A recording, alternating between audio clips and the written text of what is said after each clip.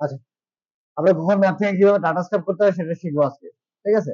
আচ্ছা, আমরা গুগল ম্যাপে চলে আসি। গুগল ম্যাপে চলে আসার পর একটা ডাটা স্ক্রাবের জন্য আমাদের কি কি দরকার পড়ে? একটা হলো টার্গেট নিশ, আরেকটা হলো কি টার্গেট লোকেশন। আমি কোন সার্ভিসটা খুঁজতেছি, কোন লোকেশনে। ঠিক আছে? এটা হয়তো আমাকে আমার প্রয়োজনে আমি নিতে পারি, আমার প্রয়োজনে আমি নিব। কখন নিব সেটা আমরা সবার শেষে শিখবো। কেননা আহ, আপনার যখন আমাদের ক্লায়েন্ট হান্টিং এর অপশনটা আসবে তখন আমরা এইসব ডাটা স্ক্র্যাপ করে ক্লায়েন্ট হান্টিং করবো আউট অফ মার্কেট প্লেস। ঠিক আছে? আচ্ছা, তো আমরা মনে করেন আমরা একটা নিয়ে নিলাম, আহ, একটা টার্গেট নিশ এবং লোকেশন নিয়ে নিলাম। কি নিয়ে নিতে পারি? টার্গেট নিশ এবং লোকেশন কি নিয়ে নিতে পারি? একটা লোকেশন আপনারা বলেন এবং একটা নিশ আপনারা বলেন আমাকে।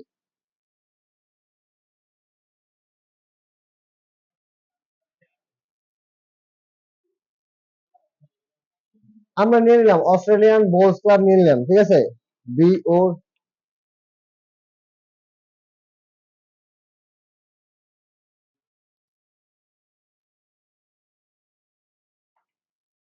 বোলস ক্লাব কি ইন অস্ট্রেলিয়া আমি সার্চ করে নিলাম। সার্চ করার সাথে সাথে অস্ট্রেলিয়ার যে বোলস ক্লাব গুলো আছে সেই বোলস ক্লাব গুলোর বিজনেস প্রোফাইলটা আমার কাছে চলে আসছে।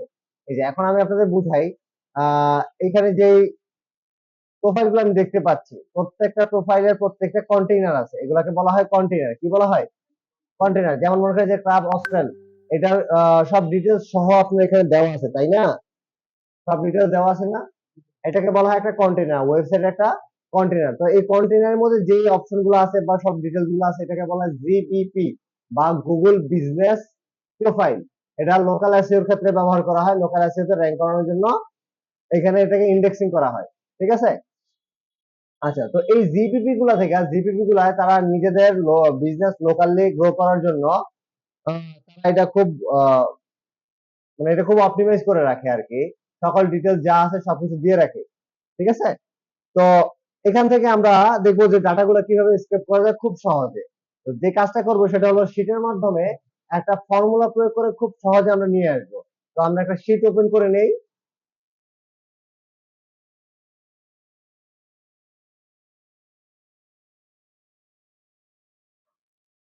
একটা যে ব্ল্যাঙ্ক শীট আছে, এই ব্ল্যাঙ্ক শীটে আমাকে একটা ব্ল্যাঙ্ক শীট নিয়ে নিলাম এবং এই ব্ল্যাঙ্ক শীটে প্রথমে আমাকে একটা এক্সটেনশন অ্যাড করে নিতে হবে। কি নিতে হবে?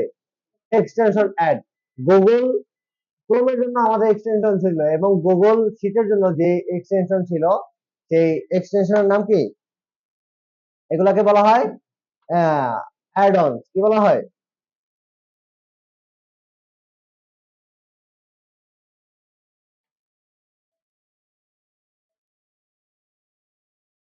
এগুলাকে কি বলা হয়? কি বলা হয় এগুলাকে?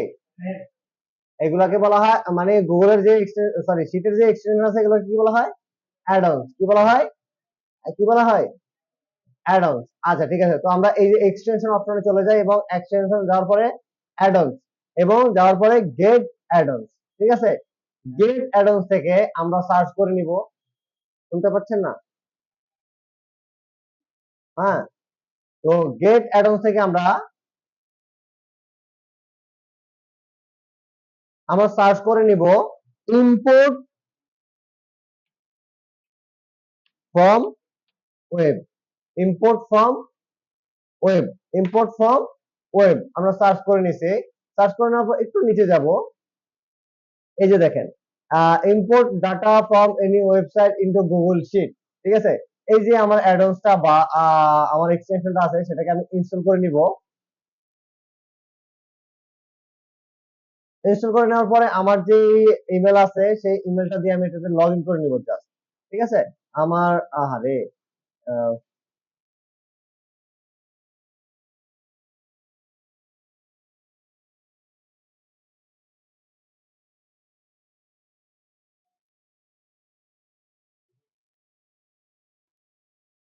মানে আসলে এটা আমার ইমেল না, যার কারণে প্রবলেমটা হয়ে গেছে।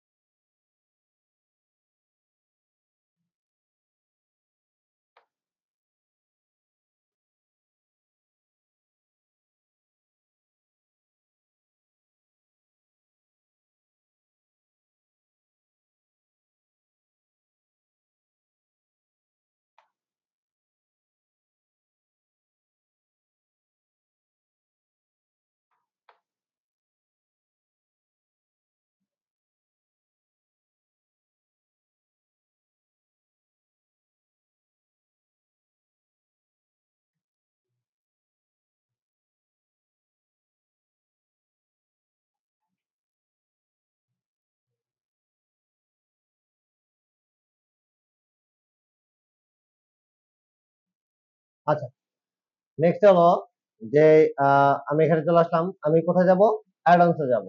অ্যাডন্স থেকে সার্চ করে নিব ইম্পোর্ট ফ্রম ওয়েব, ঠিক আছে, ইম্পোর্ট ফ্রম ওয়েব, তারপরে ইম্পোর্ট ডাটা ফ্রম ওয়েব, এটা ইনস্টল করা আছে অলরেডি। আপনারা আরেকবার ইনস্টল করে দেখাবো আমি, একটু দেখাই। এটাকে ইনস্টল করে নিব এবং ইনস্টল করার পর এটাকে আমার জিমেল দিয়ে আমি লগ ইন করে নিব। ক্লিয়ার? আচ্ছা, আমাকে লগ ইন করার পরে আমাকে জাস্ট একটু সময় নিবে। একটু সময় নেওয়ার পরে যখন আমার এই নোটিফিকেশন আসবে তখন আমি ডান করে দেব। ডান করে দেওয়ার পরে আমি এখানে একটু খেয়াল করবো যে আমার এখানে কি একটা স্লাইড বার ওপেন হয়েছে কিনা। ঠিক আছে, একটা কি ওপেন হয়েছে কিনা, স্লাইড বার ওপেন হয়েছে কিনা। দেখেন আমার কিন্তু স্লাইড বারটা ওপেন হয়ে গেছে অলরেডি, হয়েছে কিনা। আচ্ছা, আমার প্রত্যেকবার একটা কথা আছে, আমার স্লাইড বারটা যেমন আমি এখান থেকে চাইলে কেটে দিতে পারি। ঠিক আছে, তো কেটে দিলে আর হলো আমার কাজটা কাজে আসবে না। তখন আমাকে কি করতে হবে, আমি কিন্তু আবার গেট অ্যাডন্সে যাব না, আবার অ্যাডন্সে যাব না। আমি এই যে আমার ইম্পোর্ট ফ্রম ওয়েব নিচে দেখেন আছে, এটাকে জাস্ট ওপেন স্লাইড বার করে দিব। ঠিক আছে, এখানে করে দিলে আমার ওর সাইড বারটা ওপেন হয়ে গেছে। যখন সাইড বার ওপেন হয়ে গেছে তখন আমার এটা হলো রেডি টু ইউজ।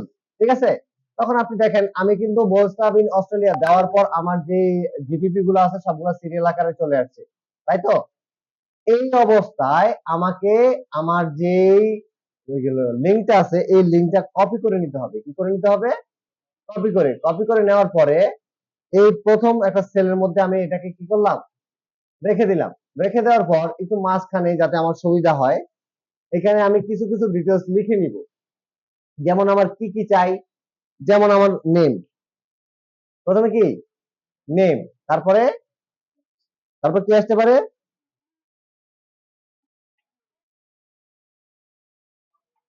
ওয়েবসাইট। আচ্ছা, ওয়েবসাইটটা পরে দিয়ে আমরা অ্যাড্রেস দিই। এখন অ্যাড্রেসের লাইন কয়টা আমাদের, দুইটা। যদি অ্যাড্রেস লাইন দুইটা, যেহেতু আমি যদি অ্যাড্রেস দুইটাই চাই আলাদা আলাদা ভাবে, তাহলে আমাকে লিখতে হবে এ ডবল ডি অ্যাড্রেস, দেখেন আন্ডারস্কোর, একটু ভালো করে দেখেন, অ্যাড্রেস আন্ডারস্কোর সব ছোট হাতে লিখছি এবং অ্যাড্রেস আন্ডারস্কোর অ্যাড্রেস ওয়ান, কি লিখছি, অ্যাড্রেস আন্ডারস্কোর ওয়ান। এবং পরবর্তী যেটা আছে পরেরটাও সেম ভাবে অ্যাড্রেস আন্ডারস্কোর টু। ঠিক আছে, তারপরে লিখবো phone, PHON, phone underscore number, এবং লাস্টে লিখবো কি ওয়েবসাইট। একটু ভালো করে খেয়াল করেন, এই লেখাগুলো আমি যেইভাবে লিখছি তার থেকে যদি একটু এদিক সেদিক হয়, তুলো নড়ে, তাহলে কিন্তু আমার ডাটা আসবে না। কথা বুঝতে পারছি? আচ্ছা, তো আমি সবকিছু লেখার পরে আমি আপনাদের স্ক্রিনশট দিয়ে দিচ্ছি।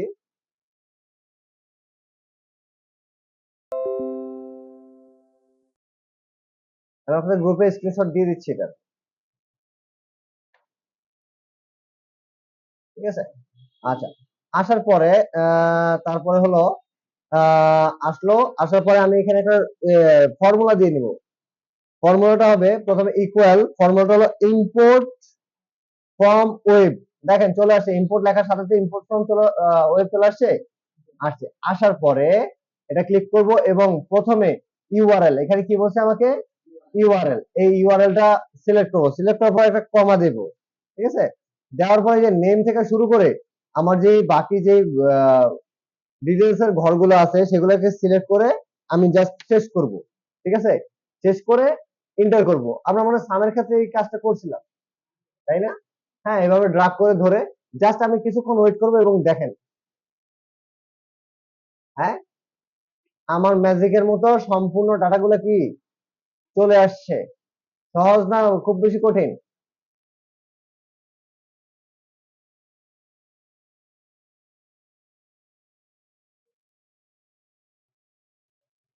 এখন দেখেন তো স্যার, এখানে আমার কি গার্বেজ আসছে কিনা, গার্বেজ আসছে আমার। আচ্ছা, ঠিক আছে।